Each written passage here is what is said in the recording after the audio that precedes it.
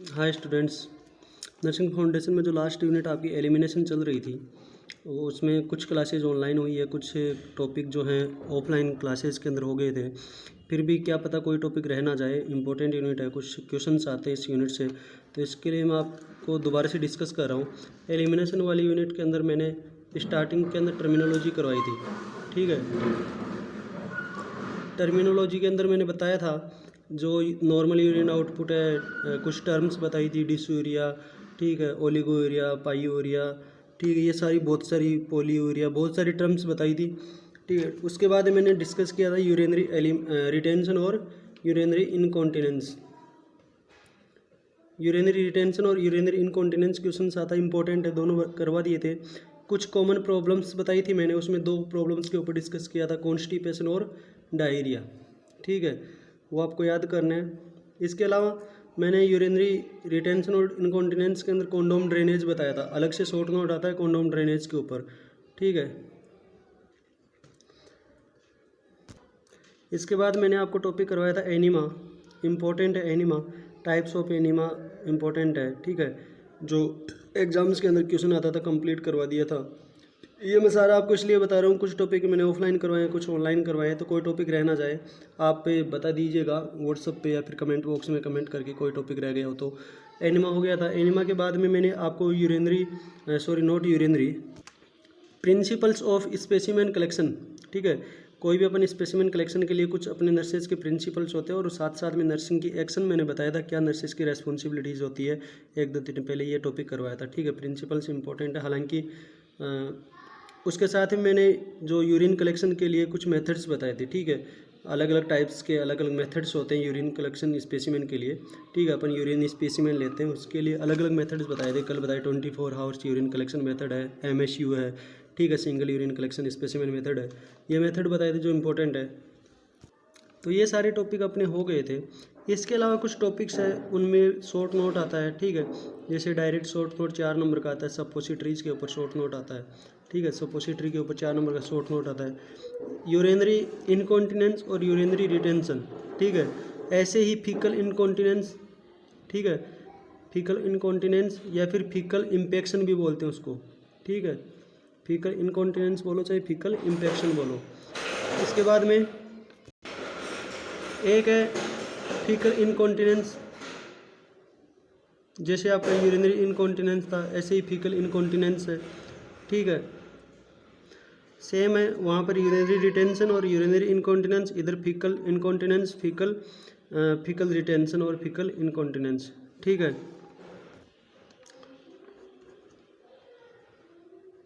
मैं आपको ये बता रहा हूँ, ये टॉपिक के कुछ शॉर्ट नोट आते हैं, ये जो रहे हुए टॉपिक है, सपोसिटरीज के ऊपर शॉर्ट नोट आता है, फीकल रिटेंशन या फिर इम्पेक्शन भी बोलते हैं, ठीक है, फीकल रिटेंशन इम्पेक्शन के ऊपर, और फीकल इनकॉन्टिनेंस, ये टॉपिक है, रिमेनिंग है, आपको नोट्स भेज दूंगा, बिल्कुल ईजी है। सपोसिटरीज आपको बताया हुआ है, ठीक है, एक बिल्कुल सेमी सॉलिड फॉर्म के अंदर कौन शेप का मटेरियल होता है जो बॉडी टेम्परेचर के ऊपर मेल्ट हो जाता है, पिघल जाता है, ठीक है, जो रिटेंशन को रिलीव करने के लिए आप इंसर्ट करते हो रेक्टम के अंदर, ठीक है। इसके अलावा फीकल रिटेंशन है जिसको इम्पेक्शन भी बोलते हो, ठीक है, जैसे आपका यूरिनरी रिटेंशन था, यूरिनरी ब्लैडर के अंदर यूरिन का रिटेन हो जाना, ठीक है, यूरिन पास आउट नहीं हो पाना। इधर इंटेस्टाइन के अंदर फीकल का रिटेंशन हो जाना, ठीक है, फिसिस जो फीकल मटेरियल है उसका रिटेंशन हो जाना, पास आउट नहीं हो पाना। इधर फीकल इनकॉन्टिनेंस बिल्कुल जैसे यूरिनरी इनकॉन्टिनेंस था, ठीक है, ड्रिप बाय ड्रिप जो यूरिन पास हो रही थी, ठीक है, incontinence of the urinary passage, इधर incontinence of the faeces passage, ठीक है, ऐसे कर दोगे। इसके अलावा कुछ टॉपिक आपके हैं जैसे एब्डोमिनल डिस्टेंशन,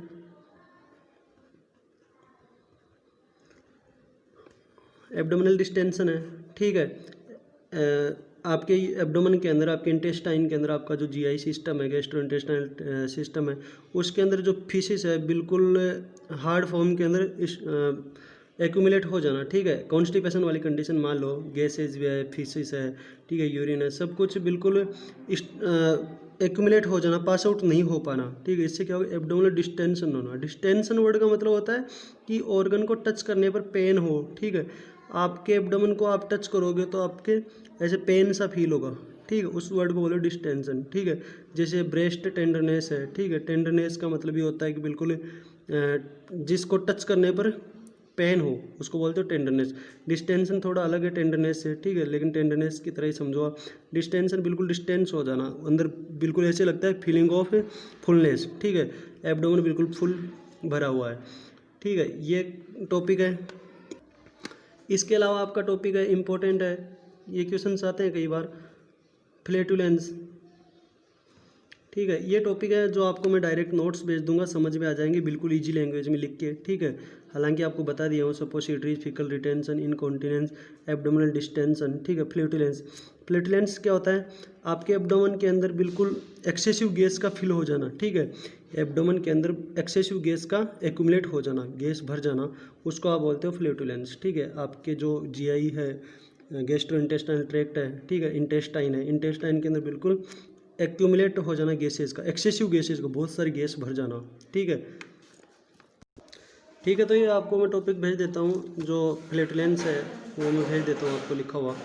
अभी बता देता हूँ, बताया हुआ है आपको फ्लैटुलेंस। अभी मैंने जो बताया कि जो भी accumulation of the excessive amount of gases. ठीक है, बहुत सारी अमाउंट के अंदर गैस का एक्यूमुलेट हो जाना आपकी जीआई के अंदर, गैस्ट्रोइंटेस्टाइनल ट्रैक्ट के अंदर। ठीक है, इसके कुछ कॉजेज होते हैं। कॉजेज क्या होते हैं? जैसे कि आप एक्सेसिव अमाउंट के अंदर जो फूड इंजेस्ट कर रहे हो, ठीक है, रैपिड, बिल्कुल फास्ट, एक्सेसिव नहीं, रैपिड, रैपिड फूड इंटेक्ट करो बिल्कुल फटाफट, बिल्कुल, तो जो बाहर की एयर है, जो एनवायरनमेंट की एयर है, वो भी फूड के साथ में जा रही है।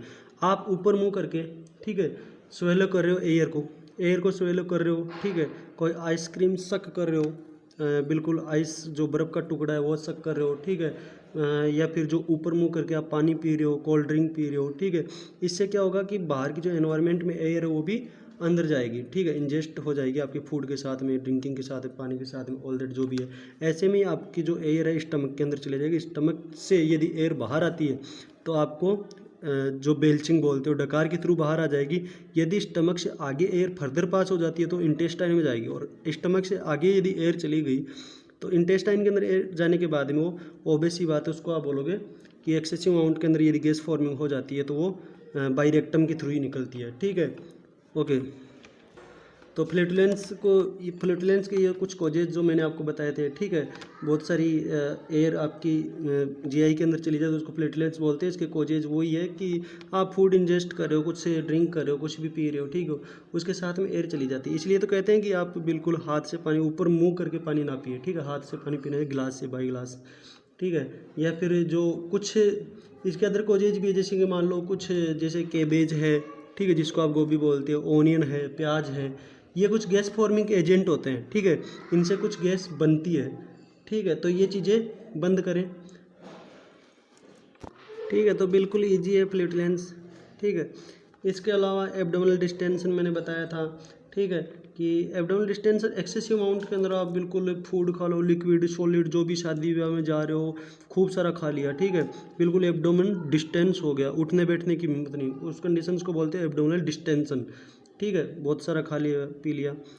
ठीक है, तो एब्डोमिनल डिस्टेंशन है, फ्लैटुलेंस है, ये सारे टॉपिक हो गए। मेरा कहने का मतलब एलिमिनेशन यूनिट आपकी बिल्कुल एंड है, फिनिश हो गई है, कंप्लीट हो चुकी है आपकी एलिमिनेशन यूनिट।